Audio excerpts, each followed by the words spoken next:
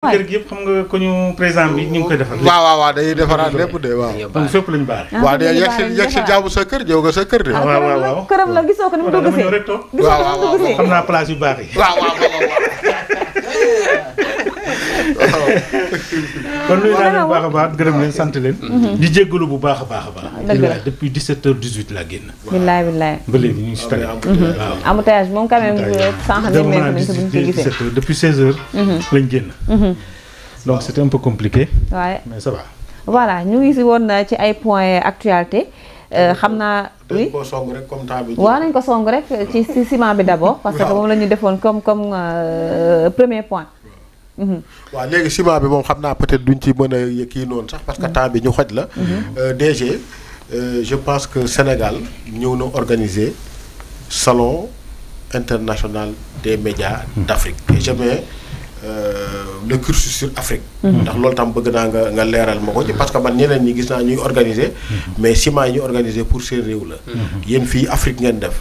bi ngeen ko defee ñaata réew ñoo ci teew. participation bi ni mu demee est-ce que am na ay invités de haut niveau. ak bi ngeen ci jógee lan ngeen ci jàpp réussite la satisfaction la. ak lan ngeen di xalaat waat ci yëf yi pour l'avenir.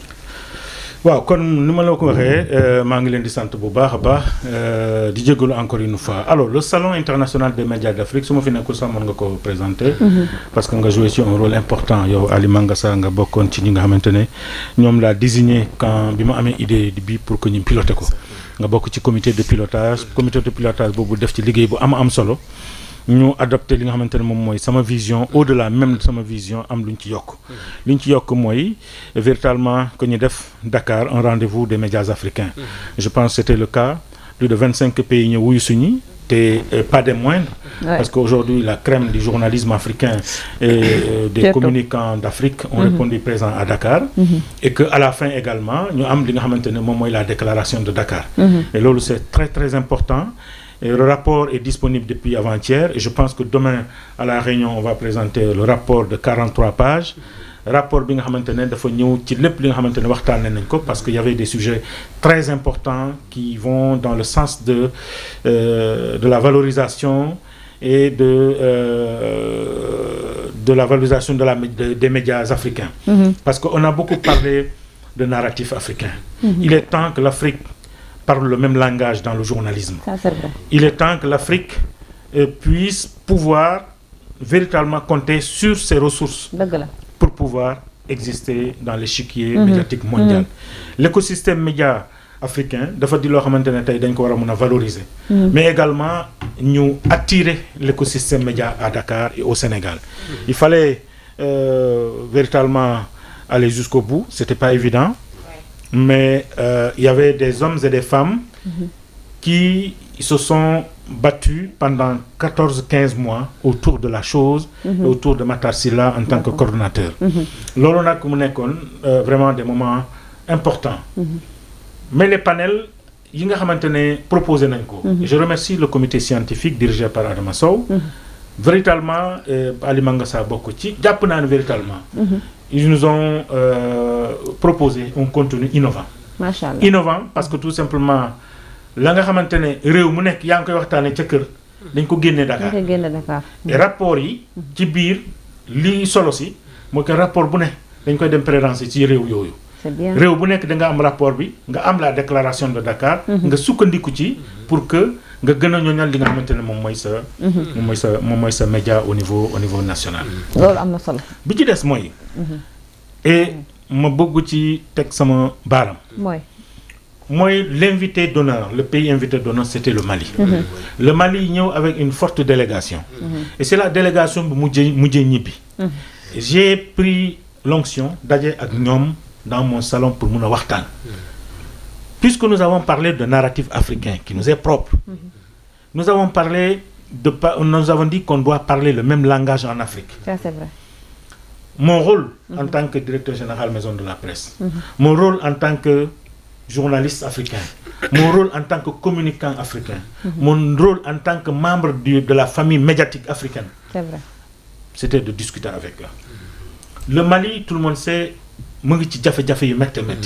dans une situation exceptionnelle. dans une situation incontrôlable. Ça c'est vrai, Mali. j'ai dit à la presse malienne, si vous vous unissez et vous jouez le patriotisme, le Mali ne va pas brûler. Je ne vous demande pas de jouer votre rôle. C'est important. On a dépassé ça. C'est important. Tey li ma leen di wax mooy ngeen jouer seen partition pour que le Mali retrouve son état, pour que le Mali retrouve sa république. Oui. Et loolu jàpp naa ne tout simplement du seen rôle. Mais quand c'est compliqué, quand c'est comme ça, la presse doit jouer sa partition. Ça c'est vrai. J'étais au Mali, au salon du Mali, je termine. Le panel de haut niveau a été animé par 3 ministres. Je pense l'avoir dit une des réunions. Le ministre de la Jeunesse, le ministre des Affaires étrangères et le ministre de la Communication. Voilà les 3 mamelles aujourd'hui. Jàpp naa ne état ci lay sukkandiku bu ñu bëggee jàmm. Dëgg la. Parce que la jeunesse est le fer de lance du développement. De lépp lu ñu bëgg def. Dëgg la. Le ministère des Affaires étrangères, c'est la géopolitique. Géopolitique léegi dafa bokk ci doxalinu réew. Dëgg la. Et enfin, ki nga xam ne moom moo jore le ministre de la Communication. La communication aujourd'hui dans les grands États, dans les guerres, on dit qui gagne la guerre de la communication, qui gagne la bataille de la communication, gagne la guerre. Et je leur ai dit, les milliards que vous investissez pour acheter des chars de combat, des munitions, entre autres, des recrutements des hommes pour aller au front, vous prenez le tiers de ces milliards, vous investissez dans la presse, vous gagnez la guerre sans effusion de sang. C'est important. Te loolu la jàpp. Message pour tout, oui. Et wax naa leen ne j'ai fait un texte que vous pouvez retrouver, que toute la presse malienne a repris, en disant le Mali au Mali par les Maliens. Ça c'est vrai. Et li ma bëgg wax ci foofu mooy que ni tey presse malienne warul sukkandiku ci benn information d'un journaliste d'ailleurs. Dëgg la. Vous êtes sur place. Man Sambou Biagui nekk Sénégal ma bëgg a jël information, c'est un exemple banal que je donne. Ma bëgg a jël information France 24, BBC, Al Jazeera, RFI, ainsi de suite. Alors que j'ai Mali.net, j'ai Mali Online, j'ai ainsi de suite. Dëgg la. Loolu mooy erreur bi. Parce que il ne faut pas accepter qu'il y ait des forces extérieures qui vous manipulent pour brûler le Mali. Si le Mali brûle, vous n'avez pas votre raison d'être. Si le Mali déménage, vous n'avez pas votre raison d'être. Et si le Mali disparaît, vous disparaissez. Voilà ce que je leur ai lancé comme message. Et le CIMA m'a permis cela.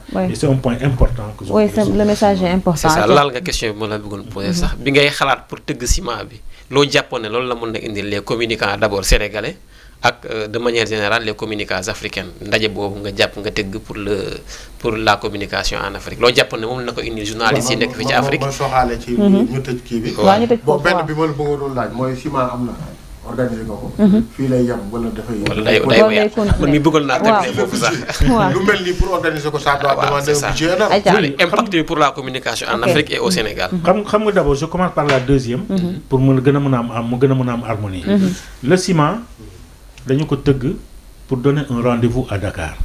Dakar amatuloon rendez-vous. Il fallait créer un rendez-vous d'Afrique à Dakar. Le FESPACO ay yooyu ñi Dakar lañ ko tëggee woon finalement nekkatul Dakar mu ngi feneen. et yooyu bu jotee dafay nekk loo xamante ne véritablement dafay suuxal réew. Budget bi lii c'était une première édition. Il fallait y aller. Pour comprendre, pour savoir et pour pouvoir s'orienter demain. Lii baromètre la ci ñun ñi ñëpp. Comment et naka la ñuy tëggee édition bi di ñëw. dëgg la bu ko defee dinañ xam lan moo war a nekk budget bi. parce que yow tu es au courant xam nga ni l'enfant est né par la césarienne. Il y avait des difficultés quand même.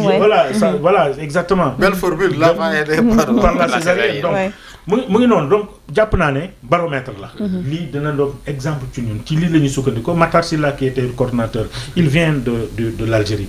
Invité par le ministre de la communication algérienne bi mu defee signer parce que l'ambassadeur d'Algérie nous a reçus. Et l'Algérie qui sera partie prenante et de manière entière pour le prochain CIMA. Et déjà ça se bouscule derrière. ñëpp a ngi naan léegi ñun xamuñu woon nii lay demee et on sera présent. Ça veut dire que la prochaine édition Inch'Allah bu ñu fi yàlla bàyyee jàpp nañ ne tout simplement dinañ am salon boo xamante ne bu mucc ay lay doon déjà bii ça fait le tour de l'Afrique. Ouais. Tout le monde en parle. C'est inédit. moo tax dañ leen ci féliciter d'abord loolu moom c'est alors bi ñu koy c'est une tëgg prouesse. Oui. pour ñëw ci sa question. c'était véritablement voilà bi ma koy xalaat. comme j'ai dit tout à l'heure dama ne à travers la maison de la presse bi ma gisee les prérogatives les missions de la maison de la presse ma jàpp ni faw am loo xamante ne tey ñu ngi koy xoolee médias yi. ñu éviter aujourd'hui puisque début wax naa géopolitique. Afrique dafa toll ci benn tournant boo xamante ne médias yi rek moo ko mën a repositionner. Ça c'est vrai. Ça c'est vrai. parce que nous avons des sorties yoo xamante en singleton qui aujourd'hui fragilisent l'Afrique. Et comme j'ai dit au départ, même en temps de guerre, on dit qui gagne la bataille de la communication gagne la guerre. D'accord. Aujourd'hui, l'Afrique faut la tolle. Faudrait seul, on ne peut pas, il est impossible d'arriver au sommet. Mais ensemble, je pense qu'on peut faire beaucoup de choses qui vont avantager les pays. Chaque pays m'a avantage là. Parce que le monde bidadje, tissima bi.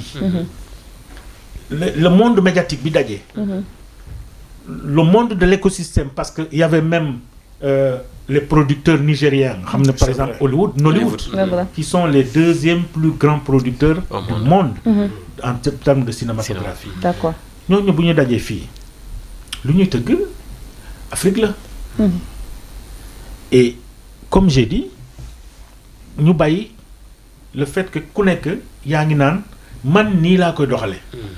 Xam nga c'est l'Afrique seulement qui a des cultures hein. Dans les autres continents, c'est une culture. Moi, souvent, je dis, au lieu de dire l'Afrique, il faut dire les Afriques. Parce que la réunion des cultures font de notre continent les Afriques. Ouais, les Afriques. Nous avons une production qui ne peut pas finir. C'est-à-dire, mënuñu ko jeexal. C'est-à-dire, fi nga taxaw yow, mën nga produire tout de suite loo xamante ne dafay intéresser ñële. C'est une culture. Le Sénégal a sa culture. Et beaucoup de cultures daje fi. Fii du mës a jeex. Le Mali idem, le Burkina ainsi de suite ku nekk am culture. boo xam ne dafa wuute nag ak Europe ak Asie nga xam ne ñoom réew yëpp même culture bi la ñu am. Finalement dañuy dem benn moment. du ñu am lu ñu produire. du ñu am dara lu ñu léegi nag ñoom ñu war a produire ñu ñëw ba sa kër. nga gane leen nga toggal leen ceeb defal leen lu ne ñoom ñu ngi produire. bu ñu produire ba pare ñu yóbbu ko. ñëw jaay la ko nga koy seetaan à la télé. dëgg la. Et pourtant sa kër lañ ko jëlee. sa kër lañ ko jëlee produire que. il faut mettre fin à ça. Ça c'est vrai. Il faut que nous-mêmes que l'on produise. Le Nigeria. la muy joxe ci film. il n'a pas produit ça en Europe. il a produit ça au Nigeria. Nigeria, ça c'est vrai. Et nous aussi chaque pays africain doit arriver à ça. oui quand même. bu ko defee. véritablement dinañ am un produit boo xamante ne. c'est propre à l'Afrique. L'Afrique va se vendre. waaw lii moom prouesse la pour man et puis vraiment audace bi également wane nekk aussi l'Afrique a sa voix. te voix boobu nga xamante ni war nañ ko mën a vendre à travers la presse. et c'est important moo tax rendez-vous bi vraiment dañ leen siy féliciter tey ñaan éditions yi di ñëw mu gën a encore am yeneen ni amélioration ak yeneen yu bees yoo xamante ni dinañ ko ci def. dañuy def jàll suñu beneen point parce que yow aussi bokkoon nga ci ñi doon organiser Terra Meeting bi. Terra Meeting bi nag fu mu ne nii ba léegi moom la ñuy waxtaanee ndax Terra Meeting dem na ba. après Terra Meeting bi fu mu ne nii dem na ba jéggi sax. dem na ba jéggi Sénégal. mooy après. kon mu ngi noonu. après ba léegi def na effet. mu ngi def effet ba effet après moo gën a gudd ko avant.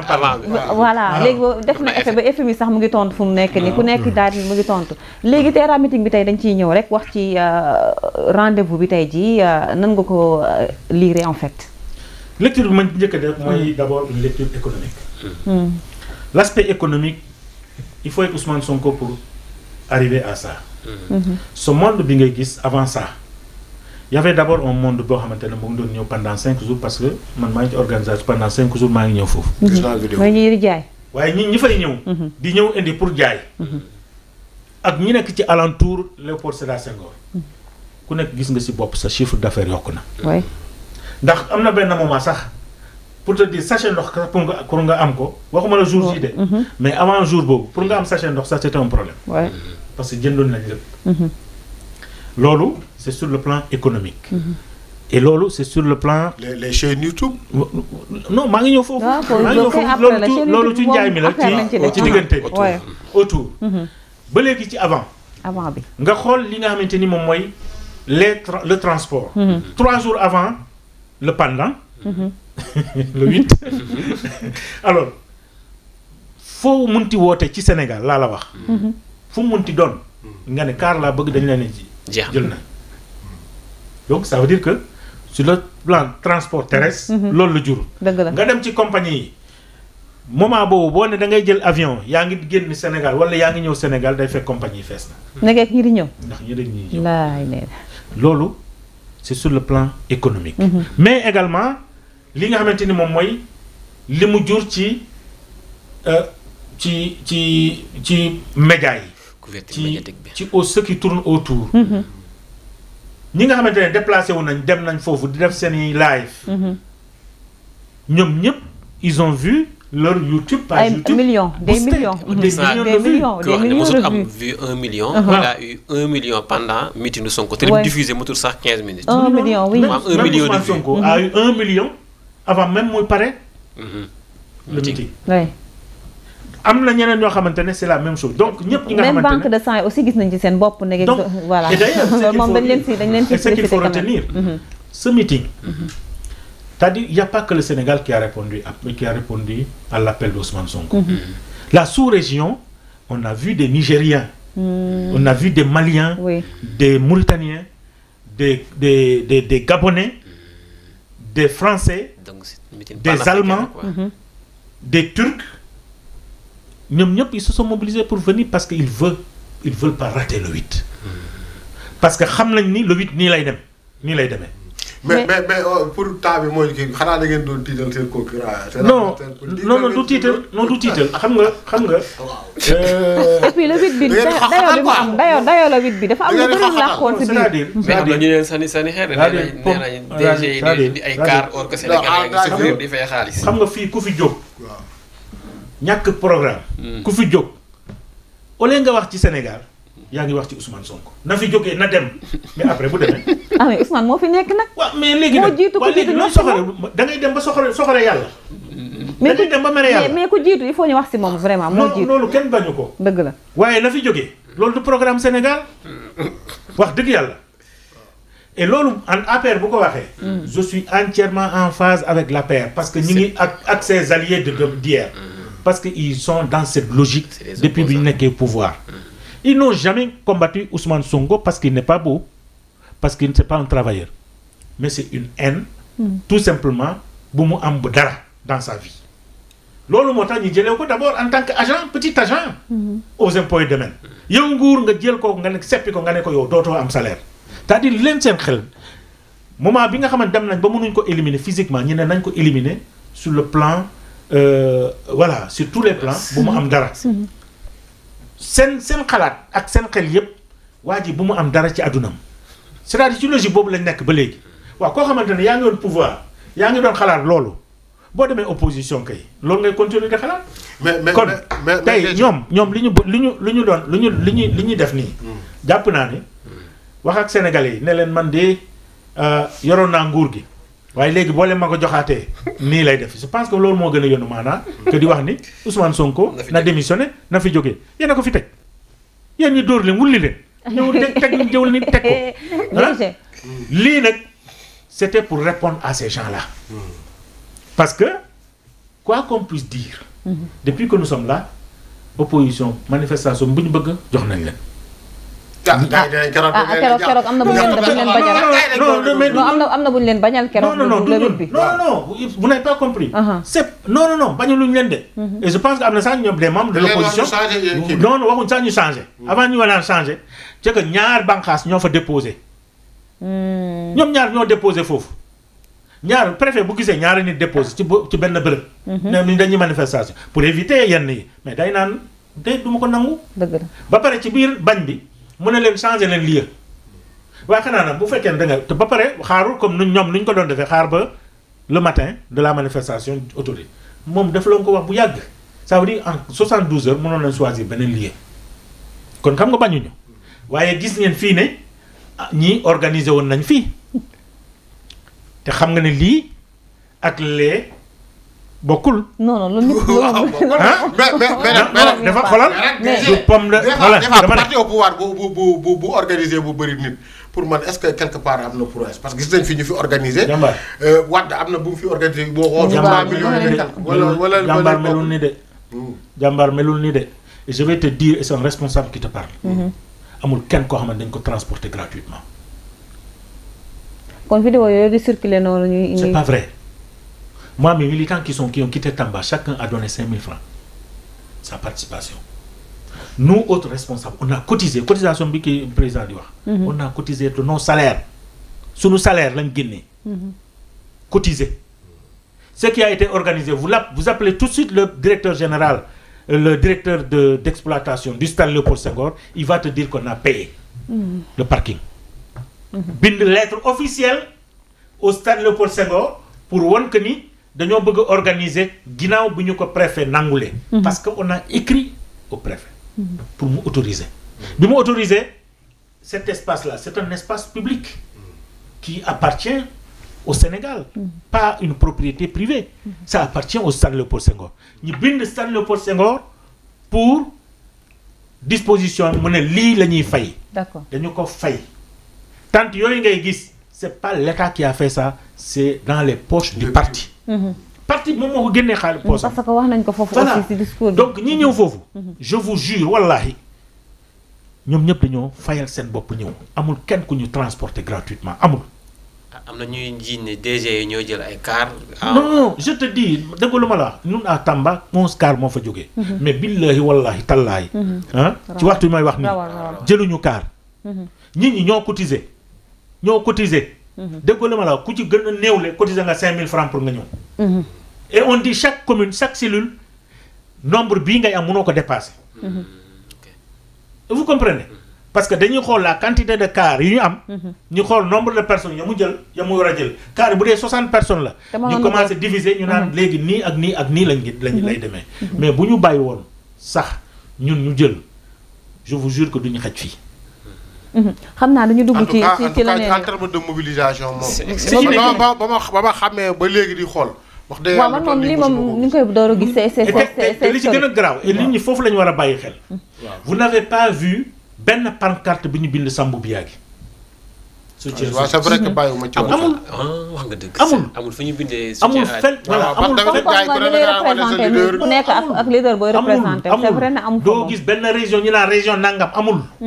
c'est le drapeau national. dëgg la moo tax nit ñi il faut ñuy intégrer le mot rupture nit ñi dañ koy fàtte. le mot rupture bi ñu indi fii le mot rupture. waaw léegi dañuy si rupture boobu laay duggee. voilà parce que tey ci discours bi gis nañu ne ki nga xam ne moom mooy Sonko bi mu taxawee wax na fi ñii di wax dette bi ne dette bi amul ku ko defati dañ laa war a ñaf si kasa bi en fait ñu bëri ci opposant gis ne loolu déjà. intimidation la beneen bi day mel ni ne moom dafa am droit pouvoir ci justice bi ba da koy buumbiloo ak di buum. qui a appelé le rassemblement. moom moo ko woote. qui. kan moo woote rassemblement ban bii nii. Ousmane Sonko la question elle est pertinente kan moo woote rassemblement. Ousmane Sonko moo ko woote Ousmane Sonko il est qui. moom mooy leader Pastef. voilà c'est le président d'un parti qui a appelé. c'est pas le premier ministre. mais ñoom dañu gis non c'est nit ñi dañuy fàtte aspect boobu c'est un président du parti qui a appelé. il n'a pas appelé la République. il y a des ministres qui n'étaient pas là-bas parce qu'ils sont pas de Pastef. parce qu'ils ne font pas de la politique. il y a des DG qui n'étaient pas là-bas parce qu'ils ne font pas de la politique. ñi def politique ñooñu lañ woo le Pastef lañ woo. ak ses alliés. kon pourquoi quand le président du Pastef parle. tout de suite ñu bëgg ko teg c'est le premier ministre qui parle. parce que loolu la nit ñi tàmm et c'est tout à fait normal même bu nekkoon opposition tey day naan képp ku wax ci dette bi parce que wax ci dette bi nag nga ne amul ñàkk jom la non qu'on se dise la vérité ñàkk jom la parce que tey FMI mi nga xam ne mooy ndey mbill gi wax na mu ne lii am na combien de fois mu ne wax na ne lii am na ba ñëw na ba fii ba mu gën ko dëggal ne lii am na Ousmane Sonko du waxantu Ousmane Sonko du waxantu. mais rapport yi nag yi mu brandir parce que am na ko génn léegi nee na IGF bi épinglé ko moom mooy Mame Mbaye Niang. Mame Mbaye Niang est-ce que mën ngeen ma mais rapport yi est-ce que mën ngeen ma projeter rapport bi. ah mën ngeen ma projeter non rapport bi dañ ko war a xam nga Mame Mbaye Niang. Mame Mbaye Niang bu waxee fii ba nga dóor sa doom. billahi di nga layoog yàlla. mais mën nañu ko publier benn mais li gën a garaaw oui mais c'est que dafa am solo le rapport là. xam nga lu rapport bi am solo. ça donne un élément nouveau dans le procès Mame Mbaye Niang. c'est-à-dire il faut qu'on accepte ça. C'est un élément, c'est des éléments nouveaux dans le dossier. Dans un dossier, quand on a des éléments nouveaux, on peut évoquer. Ça, c'est un élément nouveau. Le rapport, il est là.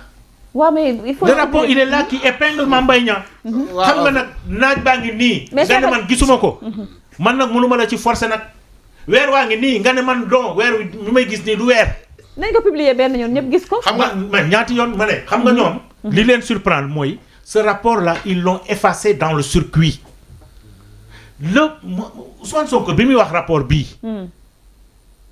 ak Mame Mbaye Niang ba muy porte plainte. mais ça fait presque 1 an 8 mois. bi mu ko jëkkee wax lu tax porté plainte parce que le rapport était dans le circuit. Ils ont tout fait pour effacer le rapport du circuit yaakaar na jeex na. ci la dem porte plainte.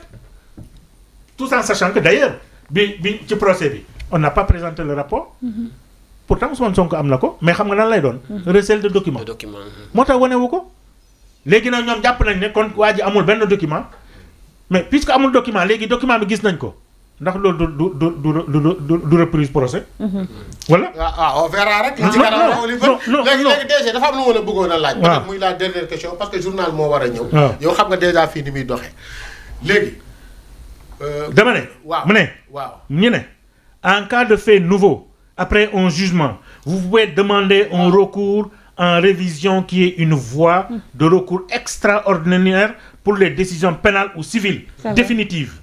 Ce recours est possible si le nouvel élément permet d'établir l'innocence ou de mettre en doute la culpabilité surtout en matière pénale ou prouve une fraude en matière civile.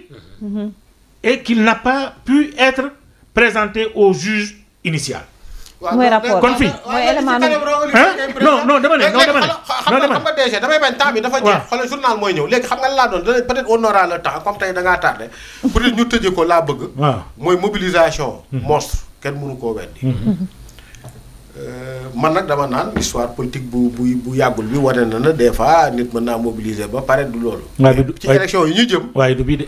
élection yi ñu jëm du bii de. waaw seen waa ji danaa ko am na fu ma ko déggee sax dama koy nangul ñaar mën na ko benn bi mooy woote fu mu wootee nit ñi wuyu si benn bi mooy voté boobu ba léegi ku voté gañe la mais dama bëgg a wax ne est-ce que ci lii ñu jëm par rapport nag boobu ba léegi 2 ans et quelques sénégalais yi di xaar dégg naa ko mu ne da ngeen nar a dumawaat ak ñu baal ma ci kàddu gi da ngeen war a gañewaat ak taux bu rëy ci élection locale yi est-ce que yow yaakaar nga ne loolu moo dessiné wu fi mu toll bii mooy sénégalais yi fi mu toll ak ay xul gis nga la ñu amoon il faudra multiplier ça par 2 au minimum.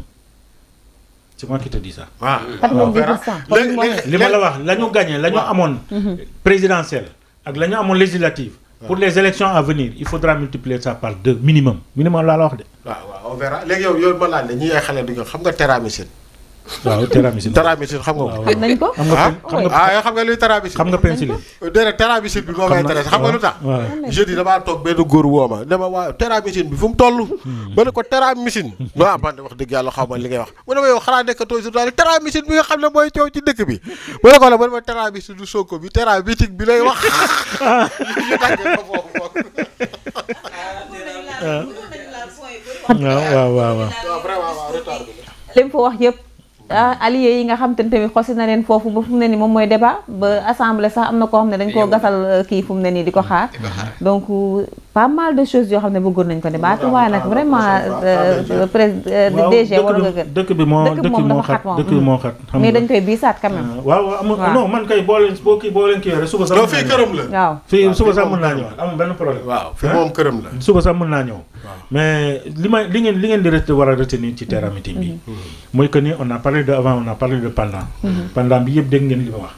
Et dire que Ousmane Sonko fait de la communication. Ousmane Sonko est un homme mature. qui ne vise que le Sénégal et la sénégalité. Aujourd'hui, Oram dafa dépasser le Sénégal. C'est au-delà même du Sénégal. C'est vrai. Et aujourd'hui, ñi nga xamante ne ñoom Cheikh Anta Diop, ñoom Mamadou Dia ñi doon xeex pour la souveraineté de l'Afrique. Je pense que bu ñu yeewoon tey dinañ kontaan ci Ousmane Sonko. Personnellement, je sais que c'est quelqu'un de très humain. Je l'ai dit tantôt, xale bu ndaw mun na ko taal bu fekkente ne nite nga. boo niteewul mënul ànd ak yow. koo mënti doon ak foo mënti jógee ak loo mënti doon boo nitee Ousmane Sonko dafa mën a ànd ak yow. moo tax des fois muy tardé lu bari. parce que booy évoquer l'Afrique nga évoquer le Sénégal de demain. parce que il conjugue plus au passé. Il conjugue tout au futur. Et le futur se prépare aujourd'hui. Loolu moo indi agenda national de transformation 2050. Pour ceux qui nga xamante ne ñu ngi manœuvrer. pour jàpp ni dindi li nga xamante mooy diggante moom ak. Diomaye il se fatigue. te bu ñu demee si kanam loolu moom souhaité wuñu ko vraiment. non mënuñu c'est-à-dire am na ñoo xamante ne jàpp nañ ne. loolu mooy seen victoire. même l'opposition il ne travaille que sur ça. dañoo xamul Diomaye bu ñu xamoon Diomaye danañ xam ne c'est quelqu'un de très froid. mais qui analyse froidement les décisions. D'accord. Il connaît qui est Ousmane Sonko. Ousmane Sonko xam na kan mooy Diomaye. c'est pas man Mirambaj mii waane jógee xaw ma fan. man may ñëw ma naan nañu tas. c'est pas bañ Sénégal gënu ko. loolu moom yal na si yàlla mosal la moom vraiment ñun ñu war a ñaanal ñu wax dëgg yàlla ñun moom loolu lañ la ñuy ñaan. ngeen baal ma de. maa ngi jógul vraiment je suis venu en retard et j'ai plein de choses à dire. Ousmane Sonko dafa def lu chose inédite yoo xamante ne xam ngeen ko. tous les partis de 1960 à aujourd'hui. tous les leaders yu ñu nërmal. parti ba dee na demul élection. lui il a eu la sagesse. l'intelligence la générosité. de dire que le projet c'est pas moi, le projet c'est le PASTEF. Et le PASTEF aura un candidat. Ce candidat là moom moo ne man may Diomaye mooy man. ba ñu koy décider. Ndeye Coumba nekku fa Sara Ndiaye nekku fa Mademba nekku fa. Samba Diop nekku fa. C'est vrai. ba mu ko décider moo jiitu coalition Diomaye. man may Diomaye. Diomaye mooy man. wala boog Diomaye yaay man. moo jiitu coalition Diomaye. loolu dëgg la. bu ñu ko tëggee la ñu ne kon comme que yaay Diomaye. kon xaaral ñu ñëw ñi. coalition ba ñu créer coalition Diomaye. bu ñu créer coalition Diomaye gars yi ñëw lan ngeen di soutenir du Sonko. dëgg la. Sonko moo joxoñ kan. moom moo joxoñ Diomaye moo tax ñu fal Diomaye. kon kay wax ji farankulaay na. ça c'est vrai. ah loolu la de Sonko moom moo tax ñu fal Diomaye. man de duma baal koo xamante ni. yow fekkoo man fu may wut alal ba takk sama soxna. fekkoo man ba fa may yëddee. jeex na fekkoo ba fa may takkee soxna. ma tuddee ko Ali Mangasa. nga jógee fee.